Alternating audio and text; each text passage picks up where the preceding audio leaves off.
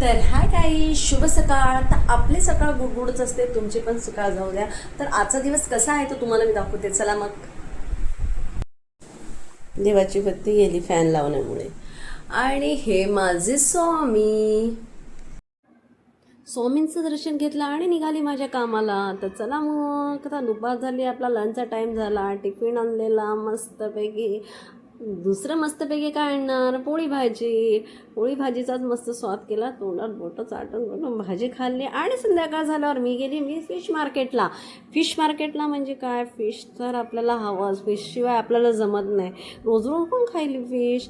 आणि माझे फिश घेऊन झालेले. आणि मी मार्केट असंच फिरत होती, म्हटलं अजून काही असेल तर बघूया.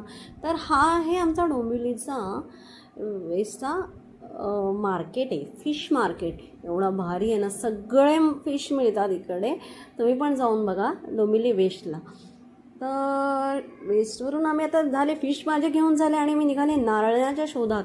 नारळ आजूबाजूला कुठे दिसत नव्हते, खूप महाग आहेत. आणि एक काका मला नारळासाठी भेटली. तर त्यांना विचारलं तर अगदी 35 आणि 40 आणि 50 रुपयापर्यंत नारळ आणि मोर्या आपलं मस्त मिसळ आलेली आहे. तर व्हिडिओ काढायचा वाटलं मला, आणि तर मग व्हिडिओ काढले. तर चला पुढे जाऊया. अजून भाजी घ्यायची, भाजी पण बघूया काहीतरी.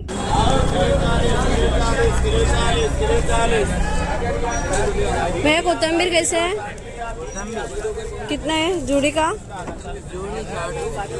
मुझे 10 का देना. नाही घराकडे तरी पण फोन काय संपत नाहीये.